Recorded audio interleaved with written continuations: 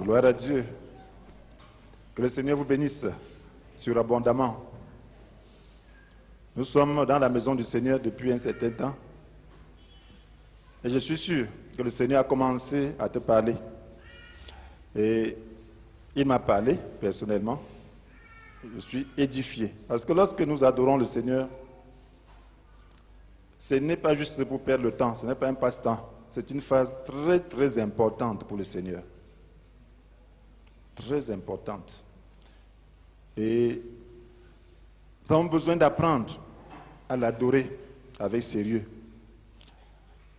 Et lorsque nous chantons, ce sont les paroles inspirées. C'est comme la parole de Dieu. Et la majorité des chants, c'est la parole de Dieu. Nous exprimons notre reconnaissance à Dieu.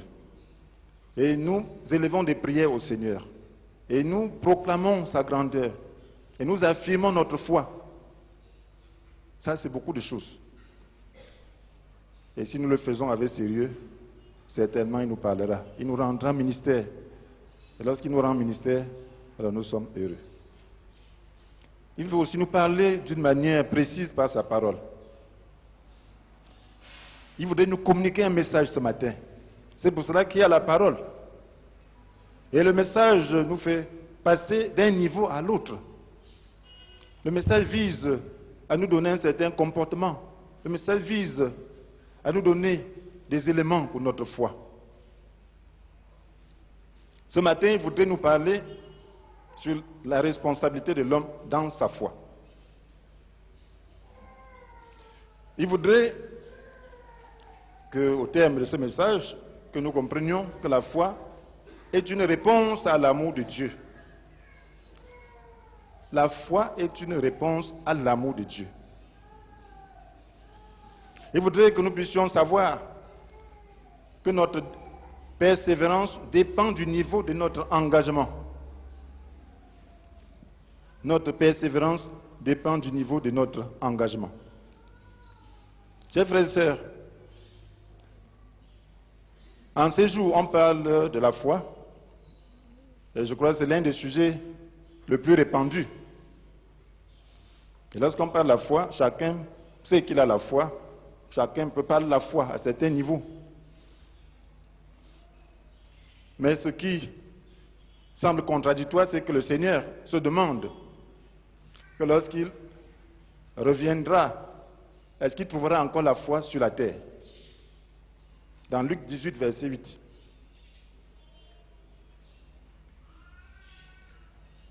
Lorsque le Fils de l'homme reviendra, trouvera-t-il encore la foi sur la terre? Et nous sommes proches de sa venue. Et on parle beaucoup de la foi. Et le Seigneur s'inquiète. Il se pose la question, est-ce qu'il trouvera encore la foi? Cela semble contradictoire, n'est-ce pas? Cela veut dire qu'il y a un type de foi que lui veut trouver à son avènement. Il y a la foi pour posséder des choses, pour faire des choses. Mais il y a la foi qui sauve. La foi qui est l'attachement à Dieu. Il y a cette foi qui sauve. C'est elle que le Seigneur veut trouver. Il y a cette foi qui nous délivre de nous-mêmes, qui nous délivre du mal. Cette foi qui nous donne la capacité d'aimer notre prochain dans ce monde de mal. Et ce qu'il dit, c'est que le mal ne cessera de croître. Et pour cette raison, l'amour du plus grand nombre se refroidira. Ça, c'est Matthieu 24, verset 12. Le mal ne cessera pas de croître. Il avait parlé des événements de la fin des temps. Et nous vivons la fin. Vous voyez ce qui se passe dans le monde. Si le Seigneur venait maintenant, il viendrait avec l'accomplissement de tous les signes. Tous les signes précurseurs de son avènement sont déjà là. Donc ce serait normal qu'il vienne maintenant. Tous les signes sont là. Et pour cette raison, il se pose la question, est-ce qu'il trouvera encore la foi sur la terre? Pourquoi? Parce que le mal ne cessera de croître. Et il faut une foi pour pouvoir triompher du mal. On triomphe du mal avec ses propres ressources. On ne triomphe pas du mal avec juste sa passion, ses émotions. On triomphe du mal par la foi. Et lorsque vous ne comprenez pas cela, vous allez trouver que la vie chrétienne est impossible à vivre en ces jours. Elle est très possible si nous empruntons le chemin de la foi. Et la Bible dit, sans la foi, il est impossible d'être agréable à Dieu. Ça, c'est Hébreux 11, verset 6. Nous allons donc parler de la foi dans le contexte du salut. Car si vous comprenez cela, Dieu vous accordera le reste. Si vous comprenez la foi pour le salut, le reste sera là. Si vous avez la véritable foi qui sauve. Parce que certains disent, je suis sauvé, j'ai la foi qui sauve. Mais il n'y a pas les fruits de cette foi. Et après, ils s'inquiètent pourquoi le reste ne suit pas. La foi qui sauve veut dire que ça te sauve du mal. Ça te sauve de la haine. Ça te sauve de toutes sortes de choses. Ça veut dire qu'on peut te tenter de toutes les manières et tu triomphes. Tu continues à aimer les gens. C'est ça la foi qui te sauve. Ça te sauve de la haine. Ça te sauve de ce monde. Vous savez comment ce monde est rempli de convoitises en ce jour. Vous savez comment les gens ont le cœur plutôt dans le monde. Ils se disent, quand est-ce que j'aurai aussi l'argent pour faire ceci ou cela? Ça, la foi qui te sauve te permet d'être libéré de ce genre de choses. Et si tu as ça dans le cœur, ne t'étonne pas que tu aies des problèmes. Parce que tu n'as pas eu la foi qui te sauve d'un monde en flammes. Nous sommes dans la flamme. Le monde est enflammé. Mais il faudra être comme les amis de Daniel, qui jetaient dans la flamme, ne souffraient pas, ne se faisaient pas brûler. C'est ça la foi qui sauve. Il te sauve de ce monde. Il te sauve des esprits démoniaques de ce jour. Elle te sauve des esprits qui ont infesté le monde. Les esprits lucifériens. C'est ça la foi qui sauve. Et lorsque tu as cette foi, tu seras heureux. Nous allons prendre quelques exemples pour voir comment cela pourra s'appliquer à notre propre situation. Frère, il est question de recentrer notre vie chrétienne et de comprendre ce que le Seigneur veut faire avec nous. La foi, c'est la démonstration de l'amour qu'on a pour Dieu. Ce n'est pas autre chose que ça. On a défini la foi différemment. La foi pour obtenir la chaussure, la foi pour obtenir la pochette, la foi pour obtenir la nourriture du matin, la foi pour... Puis on passe le temps à tourner autour du pot. Mais la véritable foi n'exclut pas ça. Mais ce n'est pas l'objet central de la foi. La foi, c'est la démonstration de l'amour qu'on a pour Dieu. Un bon exemple de la foi qui sauve est celui d'Abraham. Car il est appelé le père des croyants à cause de sa foi. Nous appelons tous aujourd'hui les fils d'Abraham. Pourquoi? Parce que cet homme a démontré la foi. Il a donné l'exemple de la foi, de sorte que Dieu peut l'appeler le père de cette foi. Cela veut dire que si on voit son exemple, on peut apprendre de lui. Il a beaucoup de choses à nous dire concernant la foi. Comment est-ce qu'il débute sa vie avec Dieu? La Bible nous dit dans Genèse 12. C'est là que nous le rencontrons. Nous rencontrons à la fin de Genèse 11, où on parle de ses parents qui étaient en migration. En Genèse 12, nous voyons l'Éternel dit à Abraham, il s'appelait encore Abraham, Père élevé, va, quitte ton pays, ta famille et la maison de ton père pour te rendre dans le pays que je t'indiquerai.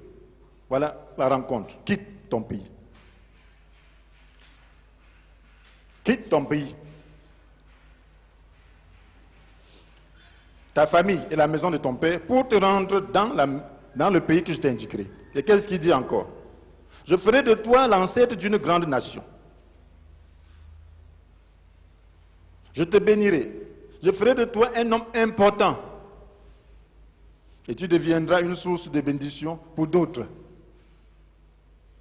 Je bénirai ceux qui te béniront et je maudirai ceux qui te maudiront, qui t'outrageront. Tous les peuples de la terre seront bénis à travers toi. Et la Bible dit, Abraham partit donc comme l'Éternel le lui avait demandé. Et l'autre s'en alla avec lui. Voyez, la rencontre. Il dit, va, quitte ton pays, ta famille, la maison de ton père pour te rendre dans le pays que je t'indiquerai. Je ferai de toi l'ancêtre d'une grande nation. Je te bénirai. Et tu seras un homme important. Tu deviendras une source de bénédiction pour d'autres. C'est alléchant, n'est-ce pas? Je bénirai ceux qui te béniront et je maudirai ceux qui t'outrageront. Tous les peuples de la terre seront bénis à travers toi. Tous les peuples de la terre. Je ferai de toi un homme important. Nous avons besoin de comprendre. Donc, Abraham a ici la promesse de quoi? De la bénédiction. Bénédiction. De la grandeur. Mais conditionnée par l'obéissance. Il devait quitter. Là, le Seigneur dit, va, quitte. Vous voyez? Il dit, je ferai de toi l'ancêtre d'une grande nation, mais à condition que tu quittes. Il y a une obéissance. Que tu quittes ton pays, ta famille, la maison de ton père pour te rendre dans le pays que je t'indiquerai. Tu quittes. Quel est ce pays? Continue à m'obéir. Tu quittes. Je vais t'indiquer ce pays-là quand ce sera le temps.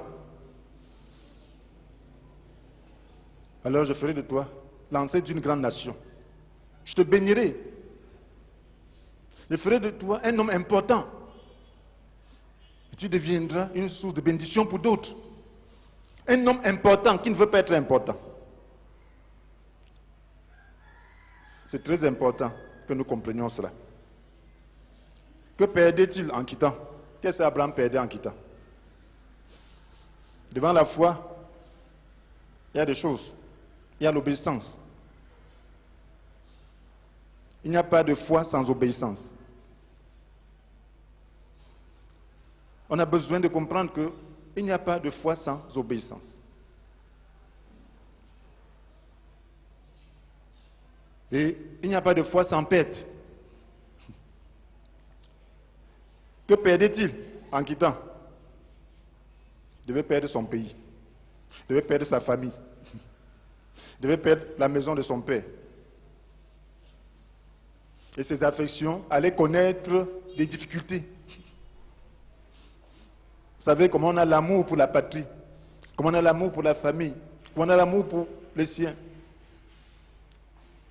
Et à l'époque, à cette époque-là, où il fallait être au milieu des siens pour sa sécurité, pour se défendre. Et pour être heureux, il fallait quitter. Ça, c'était une perte. Que devait-il gagner? Il faut balancer. Parce que même lorsque vous allez au marché, vous perdez, n'est-ce pas? De l'argent. Si vous voulez acheter de la nourriture, vous allez perdre de l'argent. Si vous voulez acheter un objet, vous devez perdre. Et l'importance de la perte dépend de la valeur de l'objet. Si vous voulez acheter un meuble, ça dépend de son importance. Vous allez perdre beaucoup d'argent si vous trouvez que ça a beaucoup de valeur. Donc, il devait perdre. Et que gagnait-il? Et c'est quand vous voyez que la chose que vous gagnez est importante que vous pouvez accepter de perdre. Qu'est-ce qu'Abraham gagnait?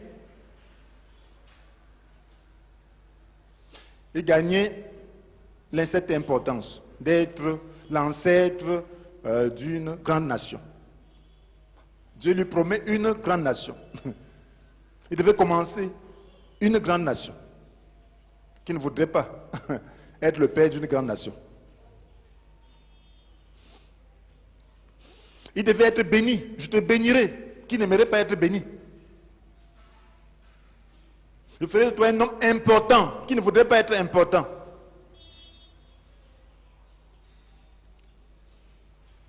Et tu deviendras une source de bénédiction pour d'autres. Qui ne veut pas être une source de bénédiction? Qui ne veut pas que lorsqu'on vient vers lui, qu'il soit en mesure de résoudre les problèmes des gens? Qui ne voudrait pas être en mesure d'aider les autres? Parce qu'il en a suffisamment. La Bible dit qu'il y a plus de bénédictions à donner qu'à recevoir, n'est-ce pas? Lorsque vous pouvez donner, vous êtes heureux. Beaucoup veulent donner, c'est parce qu'ils n'en ont pas. Et il dit, je bénirai ceux qui te béniront. Ah. Et je maudirai ceux qui t'outrageront. Voilà la sécurité. Qui ne voudrait pas être en sécurité? S'assurer que ses ennemis ne pourront rien contre lui. Tu le maudis, tu es maudit. Tu le bénis, tu es béni. Voilà la sécurité qu'Abraham recevait. Et il devait devenir une source de bénédiction pour qui? Et tu seras une source de bénédiction pour tous les peuples, sans exception. Imaginez-vous. Ah, tous les peuples de la terre. Tu es une source de bénédiction. Ça, c'est grand. Il fallait balancer. Est-ce que cela valait la peine de quitter? Est-ce que cela valait la peine de quitter son pays? Ah, son pays était de moindre importance. Le pays que Dieu lui propose est une grande nation. Amen. Et il devient le père de cette grande nation. Et ça valait la peine de quitter sa famille. Oui, il est l'ancêtre d'une grande nation. Tous les peuples seront bénis à travers lui. Et tous les peuples, ça veut dire qu'il devient plus important, y compris même cette famille-là qui quitte. Y compris même ce pays qui quittait. Il quittait pour être en bénédiction pour tous les peuples, même pour sa famille, même pour sa nation. Finalement, il ne quittait pas pour perdre. Il quittait pour mieux gagner. Il quittait pour être une source de bénédiction, même pour sa famille. En restant au milieu de sa famille, il allait continuer à adorer les dieux des Chaldiens. Les dieux qui ne sauvent pas, les dieux qui ont la bouche mais qui ne parlent pas. Les dieux qui ont les pieds mais qui ne marchent pas.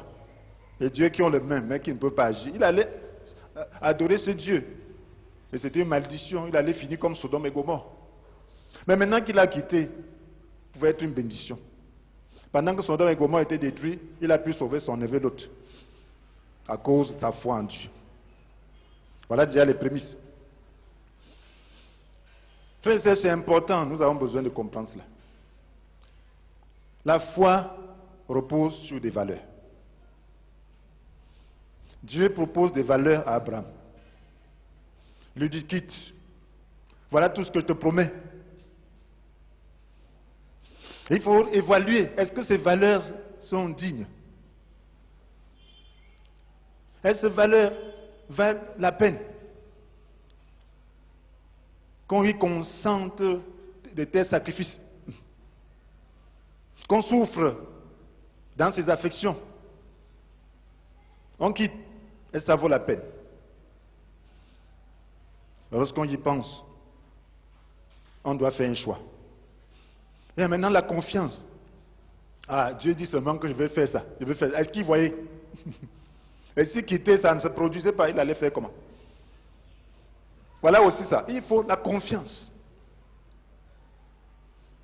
Cette confiance était importante parce que la Bible dit qu'Abraham était âgé de 75 ans et sa femme de 65. Voilà un vieux couple. Il dit qu'il sera l'ancêtre d'une grande nation. Ah, âgé comme il était. Une femme de 65 ans, stérile. Parce que si à cet âge, elle n'avait pas encore accouché, ça veut dire qu'elle était stérile. Donc il fallait oser. Il fallait la confiance. Cette confiance, Abraham l'a démontré.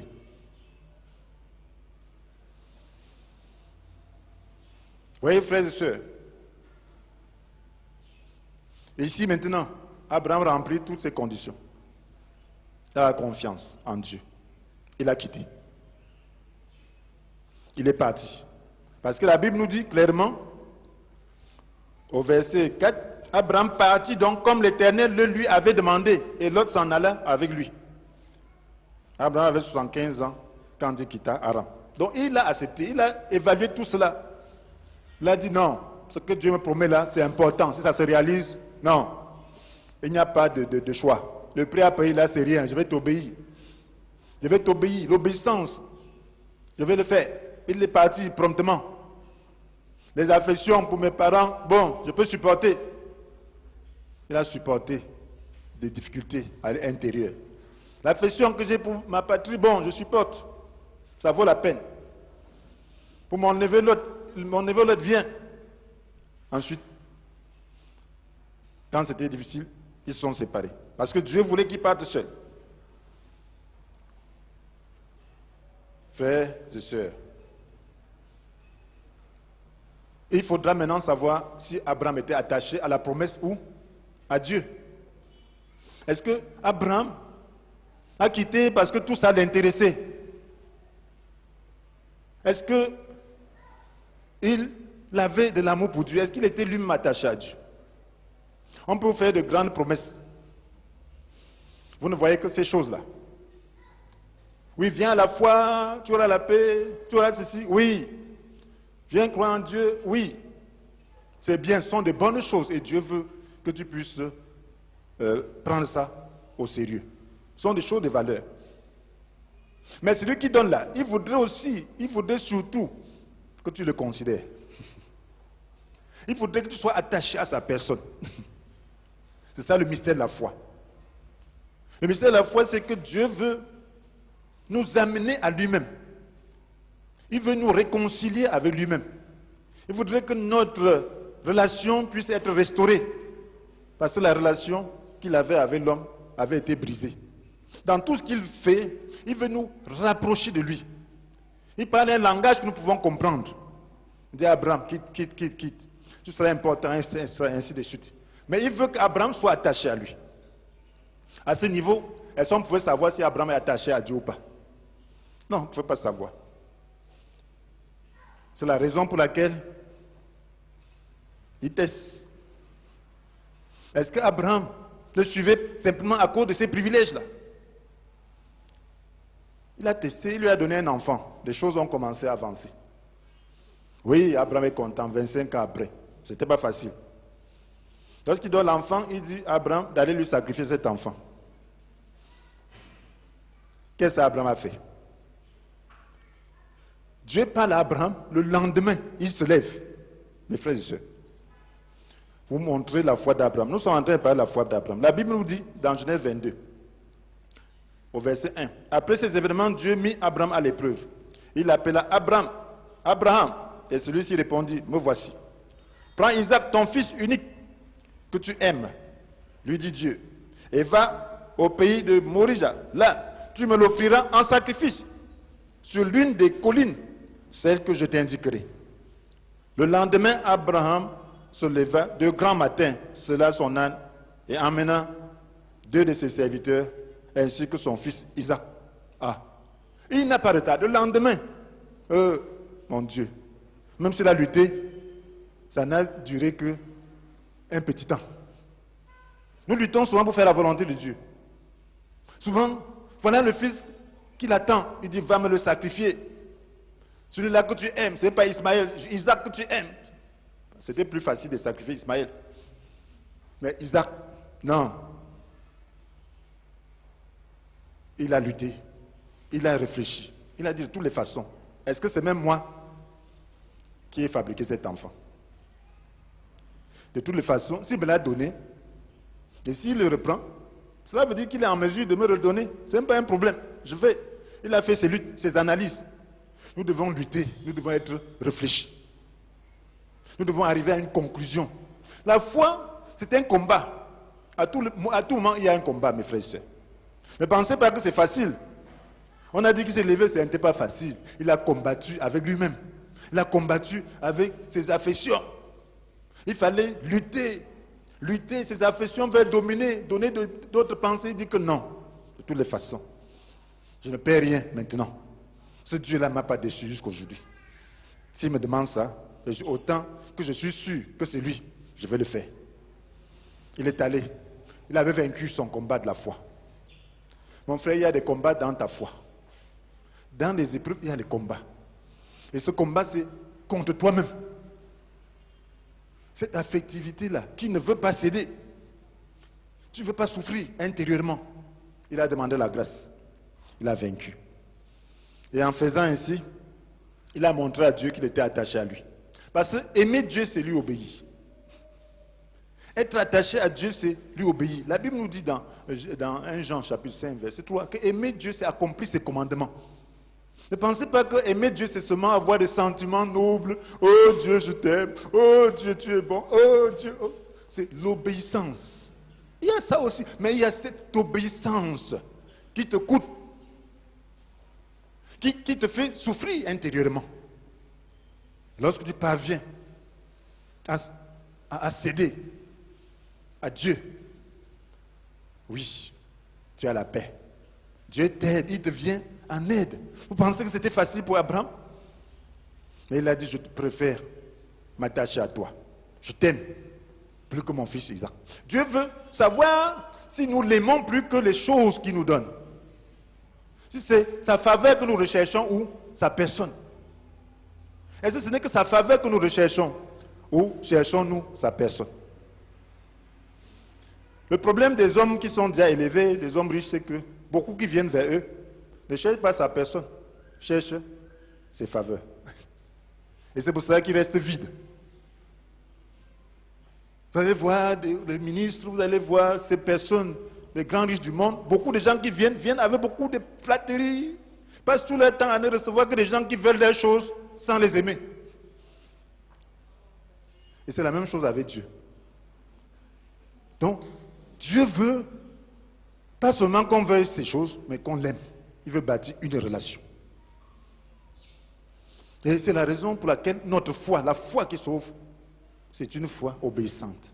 Une foi qui transcende des choses, des faveurs, pour pouvoir parvenir à aimer Dieu.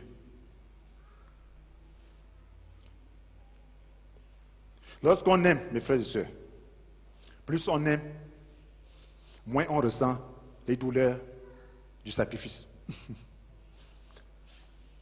Si tu as beaucoup de difficultés à obéir à Dieu, sache que ton amour est petit.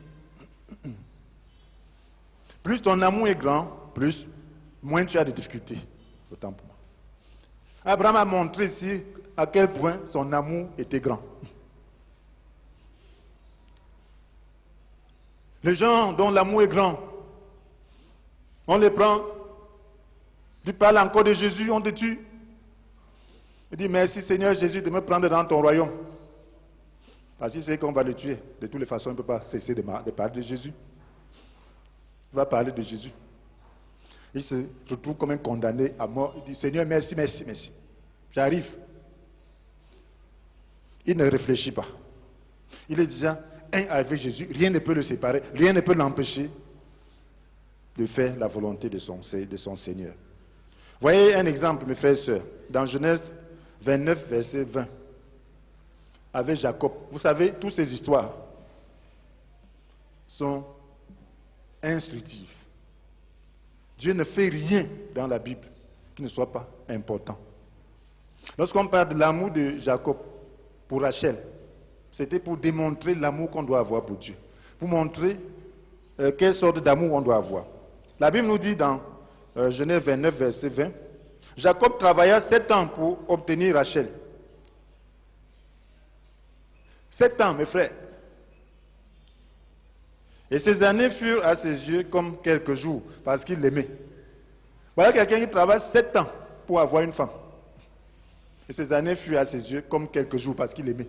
Donc l'amour était si grand qu'il ne voyait pas les années passer. Imaginez-vous quelqu'un qui doit garder les troupeaux, souffrir le froid et la chaleur, le jour, le froid la nuit. Pas seulement un jour, mais 7 ans. Et il vivait dans la maison de Laban, de son beau. Et il voit Rachel chaque jour. Il dit, le jour où j'aurai cette femme, oh, je serai heureux. Il travaille tous les jours. 7 ans passent comme quelques jours.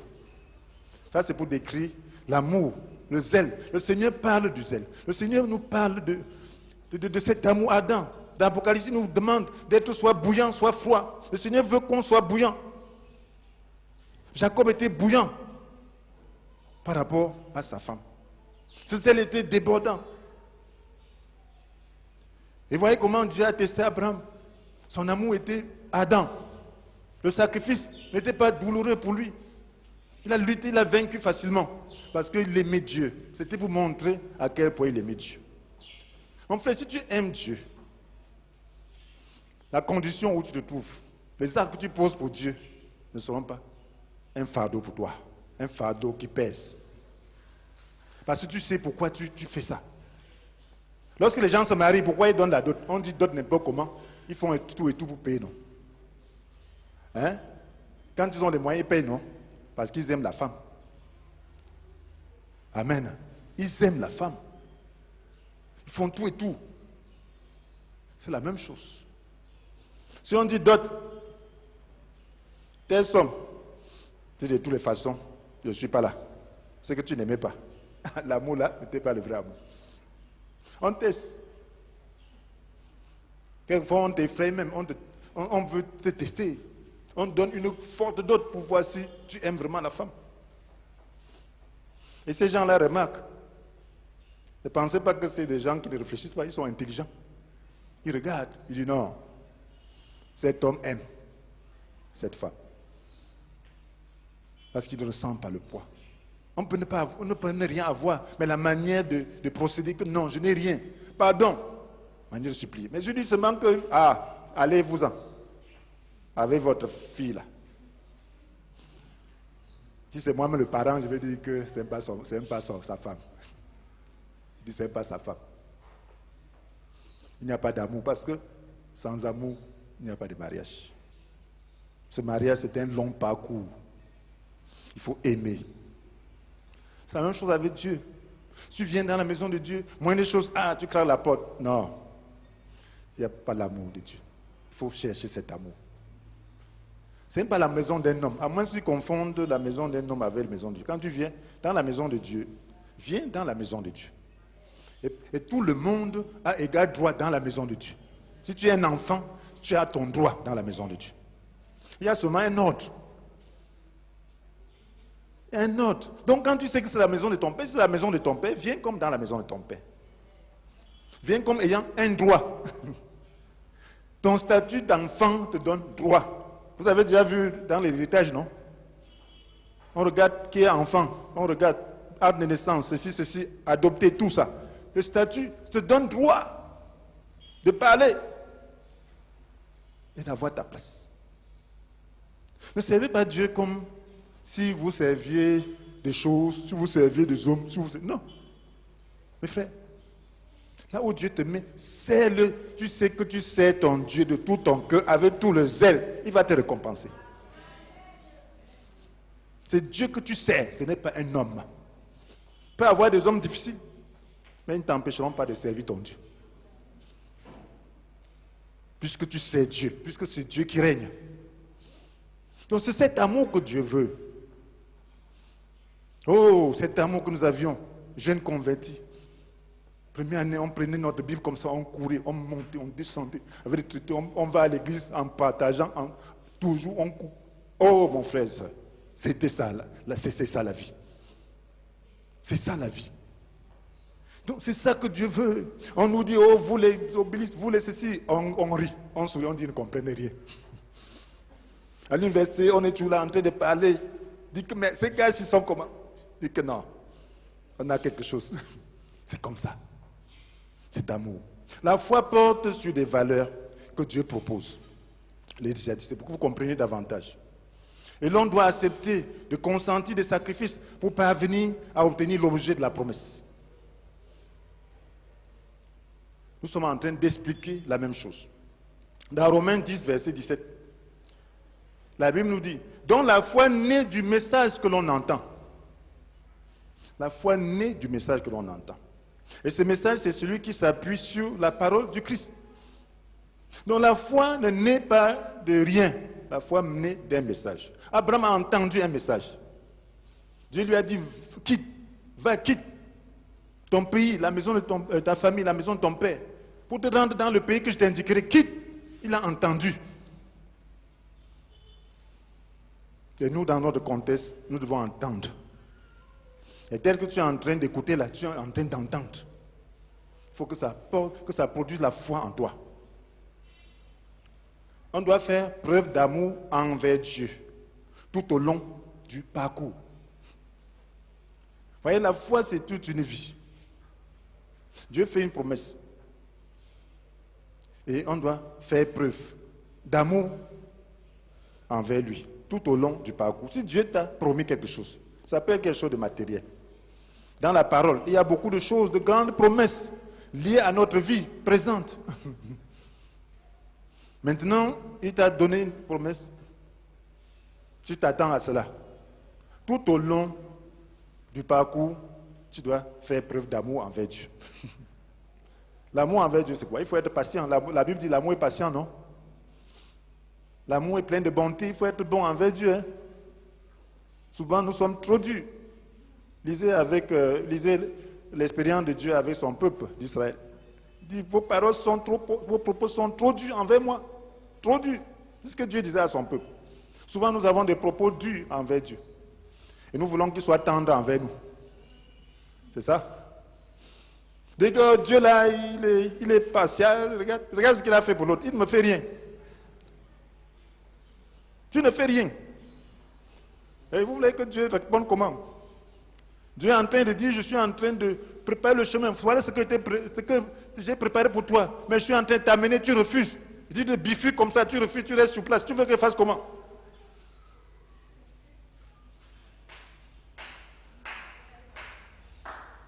Toi, tu restes là, je t'attends ici. Et après, tes propos sont durs envers Dieu. Et vous ne vous comprenez pas. Frères et sœurs, ce sont des réalités. J'ai fait de l'expérience avec Dieu. Quelquefois, je veux ceci. Je veux être ici, là. Je veux ceci, ici. Lui me veut plutôt ici. Tant que je serai ici, il ne me donnera pas cette chose. Il ne me donnera pas. Donc, ce que je dois faire, c'est quoi? C'est l'aimer. L'amour fait confiance. Amen. On doit aimer Dieu, quelle que soit la situation. Il ne permet rien pour rien. S'il permet même quelque chose de difficile dans ta vie, dis-toi, Seigneur, tu m'aimes. Si tu as permis, ça a un but noble. À travers cela, tu vas m'élever, tu vas accomplir ton dessein glorieux. Je te bénis. Quand tu as déjà cette attitude d'ouverture, d'amour, il te parlera. Il te consolera. Il te rendra ministère. Il dira, mon fils, tu es sage. Tu sais, moi-même, je suis très, très, très mal à l'aise de te voir dans cette situation. Mais de toutes les façons, ça va aller. Gloire à Dieu. Ça va aller. Apprenez à être avec le Seigneur. Apprenez à dépendre de Dieu et non des hommes. L'homme va te dire que ceci, mais il est limité. Peut-être ton besoin est même plus que son capital. Je veux qu'il fasse comment? Mais c'est Dieu qui a un capital illimité. C'est Dieu qui a toutes les places dans la société. C'est Dieu qui a tout le monde entier. C'est cette foi. Il te veut. Donc, la foi naît du message que l'on entend. Et ce message, c'est celui qui s'appuie sur la parole du Christ. Alors, donc, tout au long du parcours, il faudra faire preuve d'amour envers Dieu. Sinon, on ne pourra pas y arriver. Vous voyez, le parcours est long. Il faut toujours faire preuve d'amour. Parce que Dieu dit, si tu te détournes de moi, je me détournerai aussi de toi. Donc, il ne faut pas être dur envers Dieu. Il faut toujours comprendre. Vous voyez l'exemple des amis de Daniel, dans Daniel 3, verset 17 à 18. Alors, à travers cet exemple, vous allez voir qu'ils ont démontré leur amour pour Dieu en étant détachés de leur propre bien-être. La Bible nous dit au verset 17 et 18, vous vous souvenez de ce grand statut que le roi Nebuchadnezzar avait élevé? Il demandait à tout le monde de pouvoir se prosterner pour adorer. Les amis de Daniel étaient marqués parce qu'ils étaient des Juifs. Et on était jaloux de leur position. C'était des gouverneurs. 3. Shadrach, Meshach, Abednego. Alors, ils leur ont donné maintenant une ultime occasion. Sans quoi on allait les jeter dans la fournaise ardente. Qu'est-ce qu'ils ont dit? Ils ont répondu au roi: si nous sommes jetés dans la fournaise où brûle un feu ardent, notre Dieu que nous servons peut nous en délivrer, ainsi que de tes mains, ô roi. Ils ont fait preuve de foi. Ils croyaient que Dieu pouvait les délivrer. Ils disaient au roi: tu as le pouvoir de nous jeter dans la fournaise, mais Dieu a le pouvoir de nous en délivrer. Ils avaient foi. Mais ils n'étaient pas attachés. Il faut avoir foi par rapport à ce monde, mais ne sois pas attaché. C'est à Dieu que tu dois être attaché. Une fois que Dieu pourvoira à tous tes besoins, une fois que Dieu t'élèvera, mais ne sois pas attaché à ça. Ils avaient foi que Dieu les sauvera. Ils avaient foi que Dieu les délivrera. Et pour montrer leur détachement, qu'est-ce qu'ils disent? Mais même s'il ne le fait pas, sache bien, ô roi, que nous n'adorerons pas tes dieux et que nous ne nous prosternerons pas devant la statue d'or que tu as fait ériger. Donc ils étaient plus attachés à Dieu qu'à ses faveurs. Tu dois être plus attaché à Dieu qu'à ses faveurs. Il y a eu des situations, Dieu m'a fait des promesses. Certaines choses. Devant la crise, il dit, de toutes les façons, j'y renonce.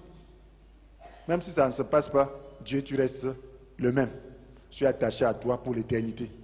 Quand tu dis comme ça, tu es d'abord en paix, et c'est là la vraie foi se manifeste. Et Dieu agit. Lorsque tu parviens à cela, ça veut dire que Dieu est en train de voir que tu l'aimes. Donc souvent, les enfants de Dieu sont attachés aux choses. Et la manière dont on présente les choses aujourd'hui, disant la foi, a cette connotation d'attachement idolâtre. Il faut faire attention avec l'idolâtrie.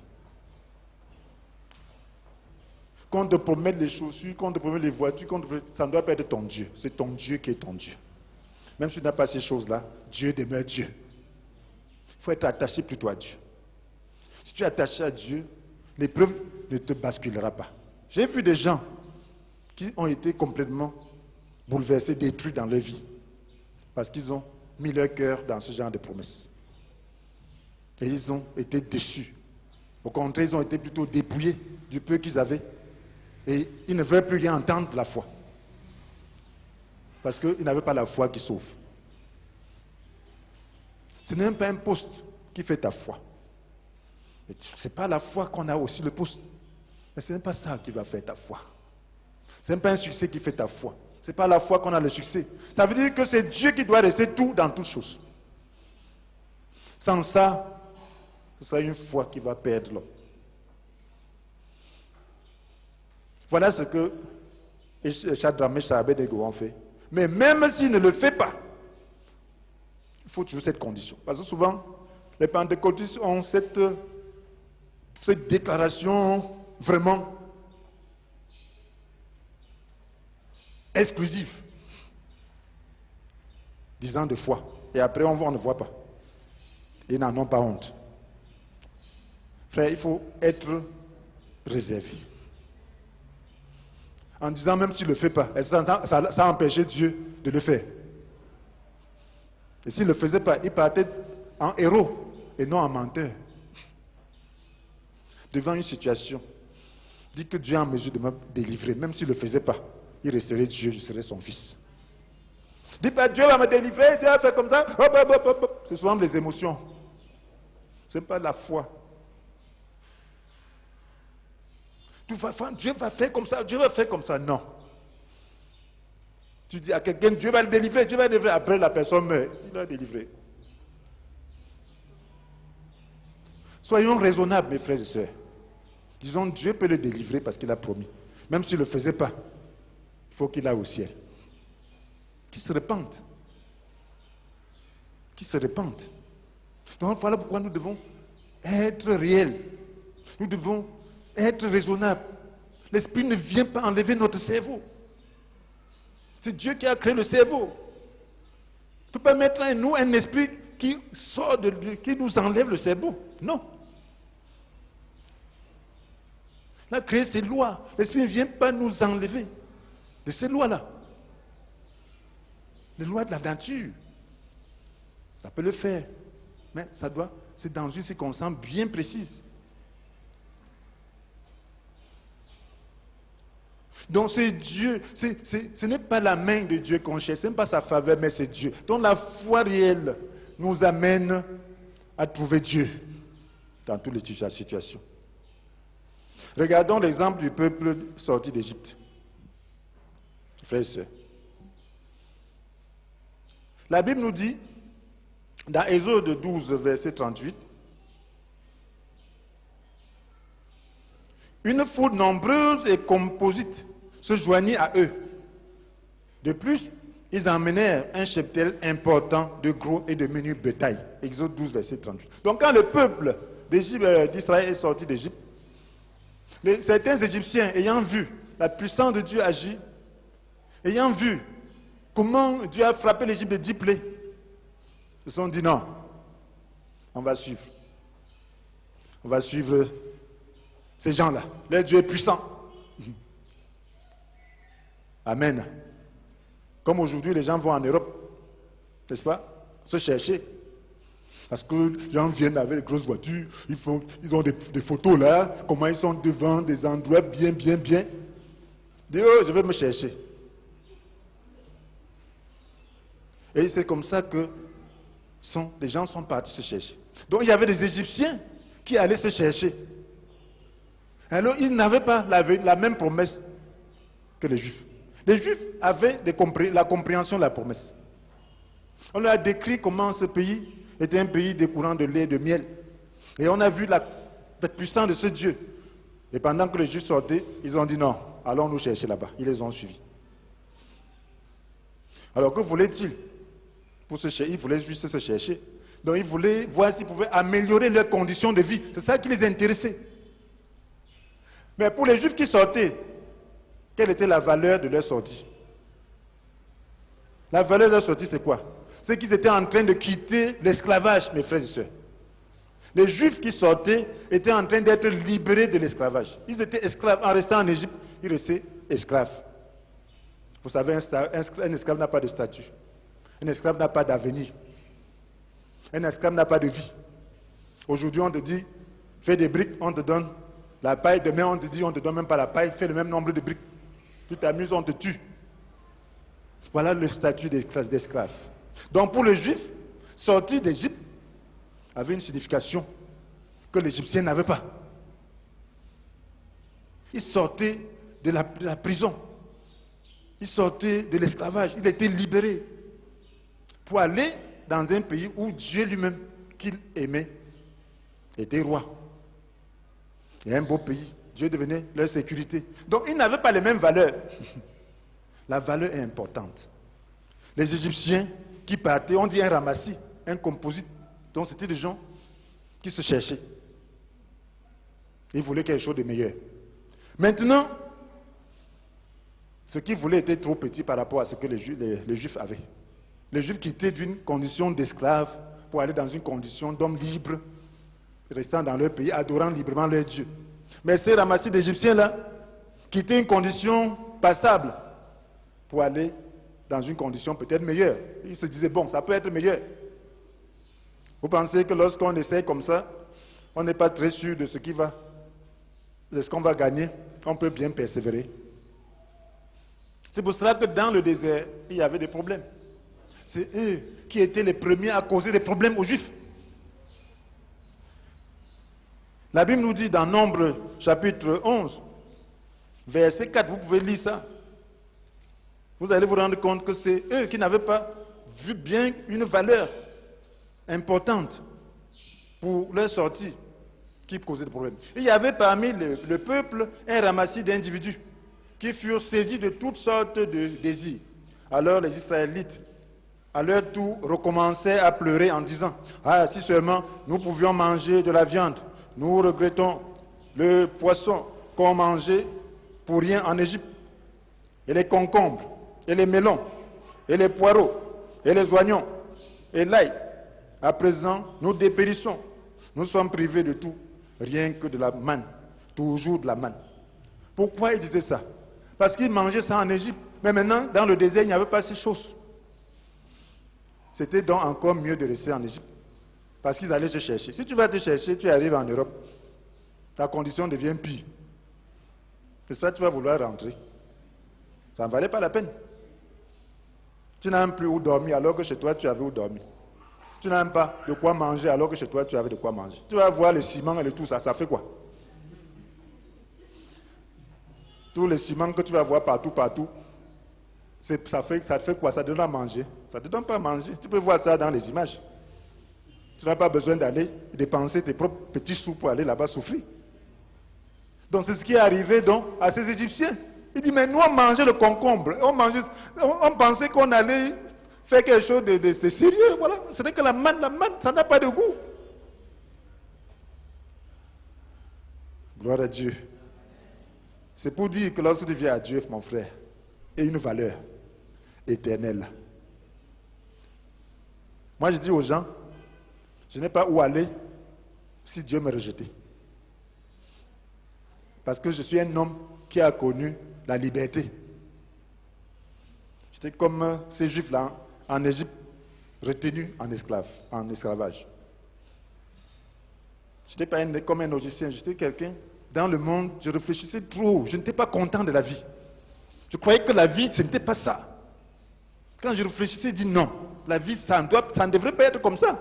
Si c'est Dieu qui a créé comme ça, vraiment, c'est que ce Dieu-là lui-même, est-ce qu'il ne raisonne pas bien? Non.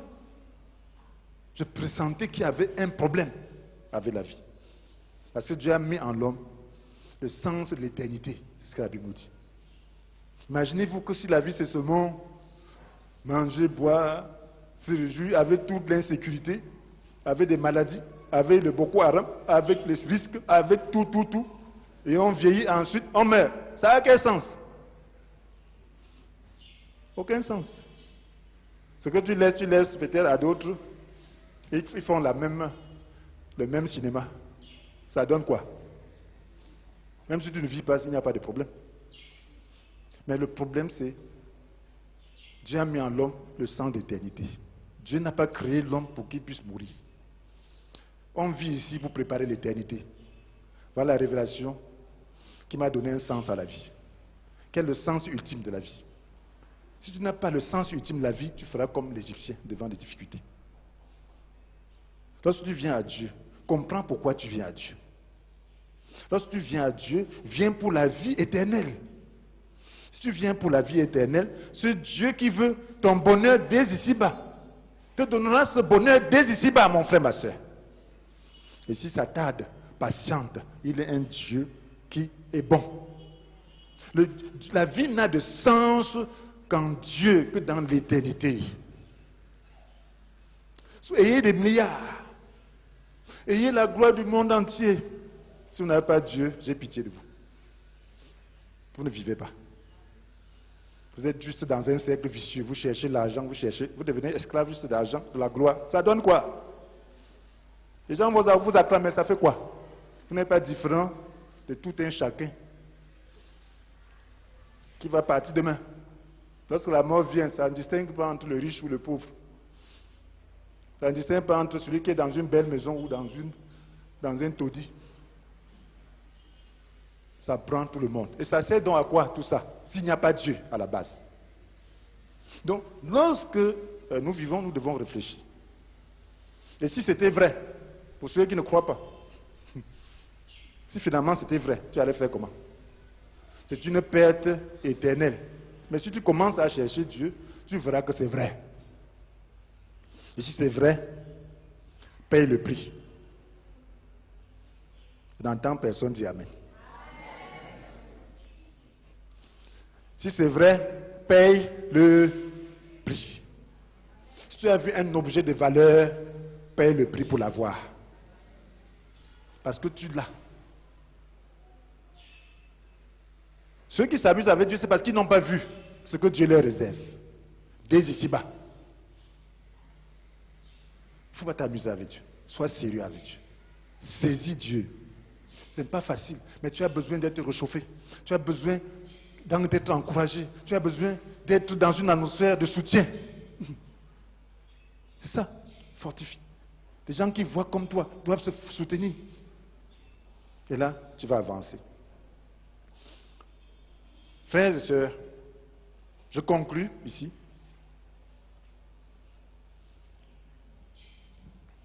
Par le verset de 1 Timothée 4, verset 8.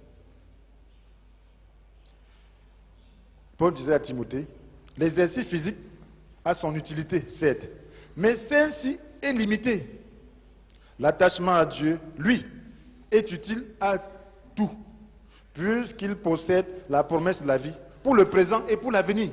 L'attachement à Dieu.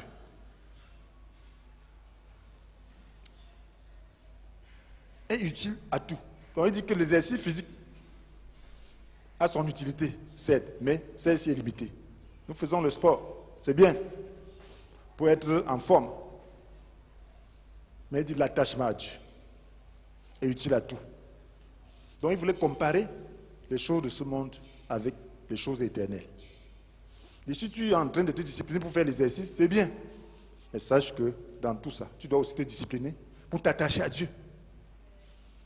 Parce que l'attachement à Dieu est utile à tout, puisqu'il possède la promesse de la vie pour le présent et pour l'avenir. Dieu ne te promet pas seulement l'éternité, il te promet la vie présente. Si tu es attaché à lui, tu auras la vie présente, tu auras la paix. Et tu auras de quoi manger. Tu auras de quoi. Il n'y a pas de parents qui ne s'occupent pas de ses enfants. Le Dieu qui est riche, qui a créé les cieux et la terre, ne peut pas manquer de s'occuper de ceux qui lui appartiennent. La Bible nous dit dans Matthieu 6, verset 33, faites donc du règne de Dieu, de ce qui est juste à ses yeux, votre préoccupation première, et toutes les autres choses vous seront données en plus. Si ça tarde, attends. Si c'est une situation, le diable te tente, tu dis de toutes les façons, même s'il n'y avait pas ça, je continuerai à suivre mon Dieu. Voilà l'affirmation de la foi. Que le Seigneur vous bénisse.